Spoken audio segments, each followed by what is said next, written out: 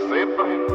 तो hello guys, दोबारा से स्वागत है आपका हमारे चैनल इन कंफर्ट में। दोस्तों आज मैं बात करने वाला हूं धनुष की मूवी यानी कि इडली कढ़ाई के बारे में। तो मूवी की स्टोरी दोस्तों बहुत ही ज़्यादा कॉमन और बहुत ही ज़्यादा सिंपल है, जहां हमें देखने मिलता है धनुष होते हैं और उनके पिताजी। मेनली ये फादर एंड सन के ऊपर स्टोरी दिखाई गई है, दो टाइप ऑफ, जहाँ एक फादर एंड सन अच्छे होते हैं, वहीं दूसरे फादर एंड सन थोड़ा विलन टाइप में होते हैं। धनुष के पिताजी जो कि अपने बचपन से अपनी दादी से सीखे हुए नुस्खे से यानी कि उनकी सीखी हुई कला से वो अपनी इडली बनाते हुए चले आ रहे हैं, जो कि हमें बीच में मिड ऑफ द मूवी के मिड से थोड़ा पहले हमें देखने मिलता है। उनका जो भी सीन रहता है, जो कि उनकी दादी धनुष के पिता को सिखा रही होती है, वही सारी चीज़ें वो आगे फॉरवर्ड करना चाहते हैं, जो कि धनुष को पसंद भी आता है। और वो सोचता है कि जब मैंने बचपन से अपने पिताजी को देखा है डेली सुबह आते हैं वो 3 बजे उठकर, तो क्यों ना मैं भी इसी चीज़ में लग जाऊँ। तो दोस्तों धनुष इसी चीज़ में कैटरिंग की पढ़ाई करने लग जाते हैं। और लाइफ में दोस्तों ऐसा होता ही है, हम सोचते हैं कि किसी भी चीज़ को थोड़ा एक्सपांड करने के लिए, चाहे आपके पिताजी का कोई भी दुकान हो या कोई भी शॉप हो, आप उसको ज़रूर चाहेंगे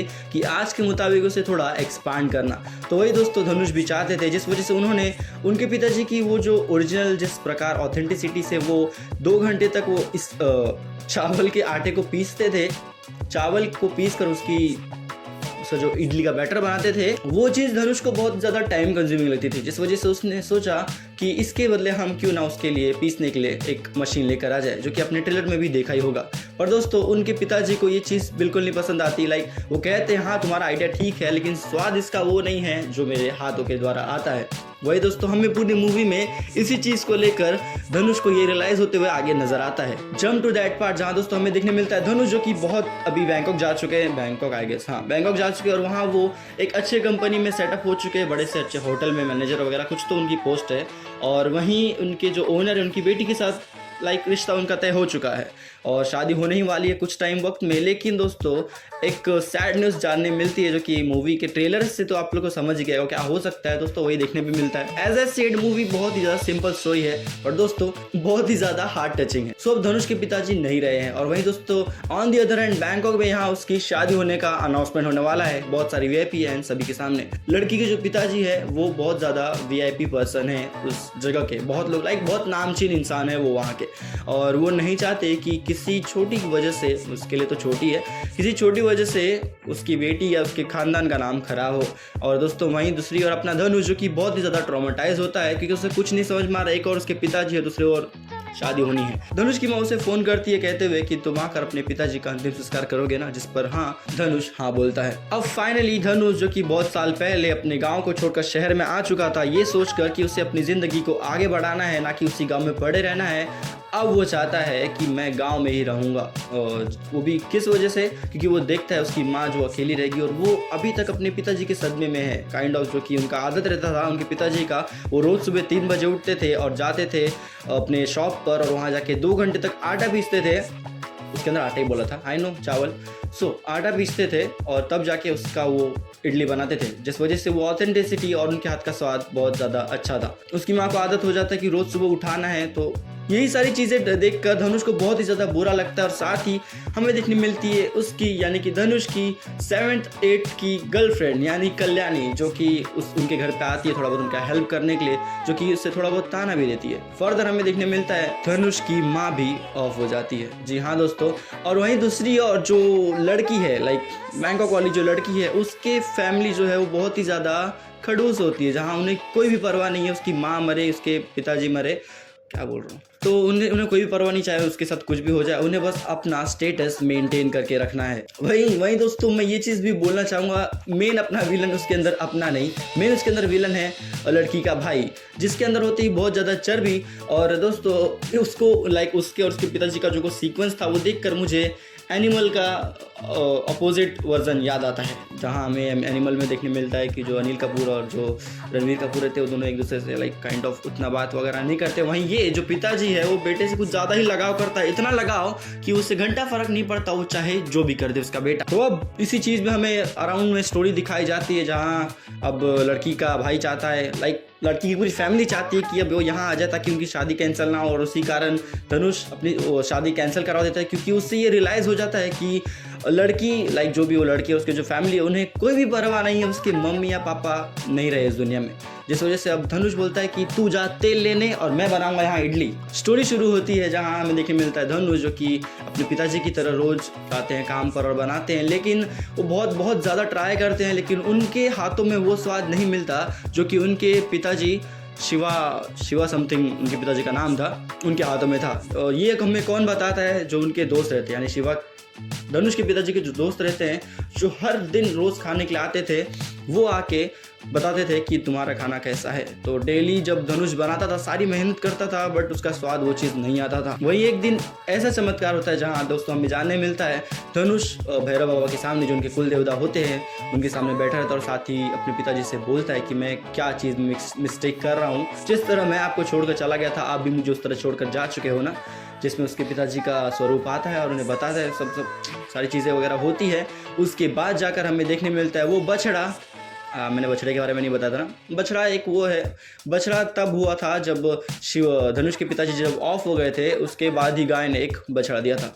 तो उसकी माँ ने कहा था कि उसकी दादी, आई गेस दादी नहीं, पड़ोस की जो एक ओल्ड लेडी थी, उन्होंने कहा था कि शिवा गया नहीं, इन्हीं के रूप में पैदा हुआ है। यही हमें देखने मिलता है। वही जो बछड़ा रहता है बहुत टाइम से धनुष के पास नहीं आ रहा होता है और फाइनली उस दिन जाकर वो उसके पास आता है। और दोस्तों वो मूवमेंट बहुत ही ज़्यादा अमेजिंग लगता है देख के। देखो, मैंने इसके पहले जो फर्स्ट उनकी खुद के द्वारा यानी धनुष के द्वारा डायरेक्ट की गई मूवी देखी है, वो है रायन, जो कि देख के मुझे बहुत ही ज़्यादा पसंद आई थी, क्योंकि उसके अंदर बहुत ज़्यादा सिंपल स्टोरी थी, भाई बहन की स्टोरी थी, बट दोस्तों उसके अंदर का जो एक्शंस एंड जो भी स्टोरी दिखाई गई थी बहुत ही ज़्यादा कमाल की थी। सो दोस्तों मैंने सोच लिया था कि उन्होंने डायरेक्ट किया है तो मूवी बहुत ही ज़्यादा बेहतरीन होगी, और दोस्तों वही हमें देखने भी मिलता है। बहुत ही ज़्यादा सिंपल स्टोरी, लेकिन बहुत ज़्यादा हार्ट वार्मिंग। अब धनुष को समझ आ चुका है कि उसे करना क्या है। दिल से सुबह उठना है और जाना है और सबसे पहले उसे जाके पूजा करनी है। जी हाँ दोस्तों, वो उसके पहले पूजा नहीं करता था जिस प्रकार उसके पिताजी अपने शॉप का, जो कि उन्होंने खुद ने बनाया था, उनकी और उनकी वाइफ ने, वो रोज़ सुबह जाते थे, पूजा वगैरह करते थे, वो काम को अपने भगवान की तरह मानते थे। वहीं धनुष जो कि काम को भगवान की तरह नहीं, एक रिस्पॉन्सिबिलिटी की तरह मान रहा था कि हाँ दोस्तों, ये मेरे पिताजी का काम था तो मुझे इनका नाम आगे बढ़ाना है। ये सोचकर नहीं कि ये मेरे पिताजी ने इसे भगवान समझा तो मैं भी इसे भगवान समझूं, जिस कारणवश उसके खाने में स्वाद नहीं आता था। कहते भी दोस्तों यही है कि अगर अपने काम को आप देवता समझोगे तो दोस्तों वो काम आपको सफलता की ओर जरूर लेकर जाएगा। तो इसी प्रकार हमें देखने मिलता है धनुष फाइनली अपने चीज़ों में सक्सेसफुल हो गया रहता है। उसके हाथों में वही स्वाद आ जाता है जो उसके पिताजी के हाथों में था। अब मैंने सोचा था कि चलो अब आगे बहुत मज़ा आने वाला है, लेकिन नहीं, वहीं से अपना मेन इशू शुरू होता है। लड़की का भाई आता है और वो धनुष को मारता है। धनुष के पिताजी हिंसा के खिलाफ थे, उन्हीं के नक्शे कदम पर चल रहा था धनुष, जिस वजह से वो लड़की के भाई के ऊपर वार नहीं करता। लेकिन जब उसके पिताजी के दुकान के नेम बोर्ड के ऊपर लड़की का भाई पैर मारने वाला होता है, तब हमें देखने मिलता है धनुष का वो रेज रूप, जो मैं बहुत टाइम से देखना चाहता था कि कब मुझे देखने मिलेगा धनुष का ये वाला अवतार, जो कि मुझे रायन में देखने मिला था। क्योंकि दोस्तों स्टार्टिंग में हमें देखने मिलता है जब लड़की का भाई, जब धनुष वहाँ मैनेजर वगैरह जो भी होता है, वो उसके साथ बॉक्सिंग करता है और तब धनुष मार खा के लेता है। मैंने एक्सपेक्ट करके रखा था कि पक्का आगे जाके इसको मारने वाला है। सो फाइनली मुझे वो देखने मिल गया था। फिर आगे जाके हमें देखने मिलता है धनुष को रियलाइज होता है कि उसने उसे मार कर गलती कर दी, क्योंकि धनुष के पिताजी की जो सीख थी वो उसे पालन नहीं कर पा रहा था, और बट उससे वही चीज़ करनी थी, अपने पिताजी को खुश करना था। और इसी वजह से दोस्तों वो सोचता है कि मैं अब से किसी को नहीं मारूंगा। किसी को क्या मतलब, उसको ही नहीं मारूंगा। अगले सीन में हमें ये देखने मिलता है उसका भाई जो रहता है वो रिकवर हो चुका रहता है और अब वो आता है धनुष को मारने। धनुष चाहता तो मार देता, लेकिन वो उसे नहीं मारता, वो उसे मारने देता है। जो चीज़ को लेकर दोस्तों लड़की के भाई को, मैं लड़की का भाई इसलिए बोल रहा हूँ क्योंकि मुझे इसका नाम नहीं पता है और मैं यहाँ लेके नहीं बैठा भी नाम। लड़की के भाई को ये चीज़ बहुत ही ज़्यादा वो लगती है कि भाई ये कैसे हो सकता है, इससे मैंने मारा था, ये मेरे को खुद से मारना क्यों दे रहा है, इसका मतलब ये मेरे को अपने आप से कम समझ रहा है। और इसी वजह से लड़की का जो भाई होता है, ऐश नाम होता है शायद उसका, हाँ मतलब मेरे को अचानक से याद है कि उसकी बहन का जो फ़ोन रहता है उसको, तो उसमें ऐश लिखा था। तो जो ऐश होता है पोकेमॉन, तो जो ऐश होता है वो उसे गोली मार देता है, जिसको छुपाने के लिए अब उसका पिताजी सोचता है, यानी लड़की का बाप और लड़के का बाप, कि अब इसकी लाश को थोड़ा ठिकाने लगाते हैं। लेकिन एक बंदा देख लेता है, मूवी में एक बंदा होता है ऐसा जो कोई कांड होते हुए किसी कोने से आपको दिख जाएगा, सिगरेट बीड़ी दारू वगैरह कुछ पीते हुए, और वो शांति से देख लेगा हाँ भाई यहाँ कुछ तो चल रहा है, और वो जाके बता देगा। तो फाइनली ऐसे बंदे के ऊपर मुझे पहले जाके गर्व हुआ कि हाँ भाई ऐसे बंदे कभी तो काम आते। दोस्तों मैं ये चीज़ बताना चाहूँगा कि एट द टाइम ऑफ जब धनुष जब नया नया आया था तब गांव वाले उसे एक्सेप्ट नहीं किए थे। तब धनुष चाहता था कि गांव वालों के दिल में अपनी वही जगह बनाने के लिए जो उसके पिताजी की थी, और at the time period of the time उसने जगह बना ली थी गांव वालों के दिल में।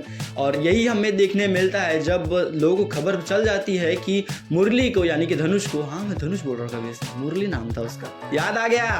तब लोग मुरली के लिए वो फार्म हाउस के बाहर खड़े हो जाते जहाँ उनकी फैमिली रहती है, और उन्हें वो जाने नहीं देते। और फिर समहाउ मतलब बड़ा कनेक्शन था उनका, तो वो पुलिस वगैरह से बात कर रहा था कि हमको यहाँ से निकलवाओ। कुछ नहीं, वही निकलवाने का सीन होता है। और धनुष आया अपने पापा के रस्तों नक्शे कदम पर चलते हुए मना कर देता कि नहीं, उन्होंने मेरे पे गोली नहीं चलाई थी, जिस वजह से वो लोग फ्री हो जाते। लेकिन अभी भी उस ऐश के अंदर चर्बी कम नहीं था। उसने सोचा कि नहीं, ये मेरे को कम कैसे समझ रहा है। तो वो क्या करता है, वो जाता है उसके पिताजी की दुकान को आग लगा देता है। यही करना बचा था बस। और अब मैंने सोचा था कि अब आएंगे अपने धनुष भाई एकदम फुल मासी अवतार में उसकी वाट लगा देंगे, लेकिन ऐसा नहीं होता है। क्योंकि मूवी में हमें दोस्तों यही देखने मिलता है कि अहिंसा का समर्थन नहीं करना और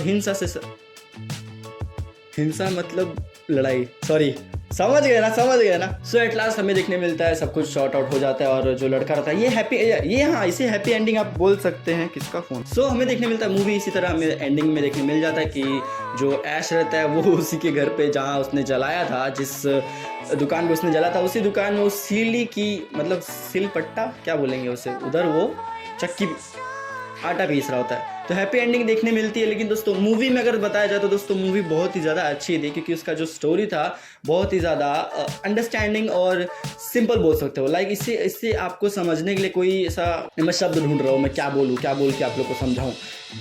एक है शब्द लेकिन वो बेकार हो जाएगा।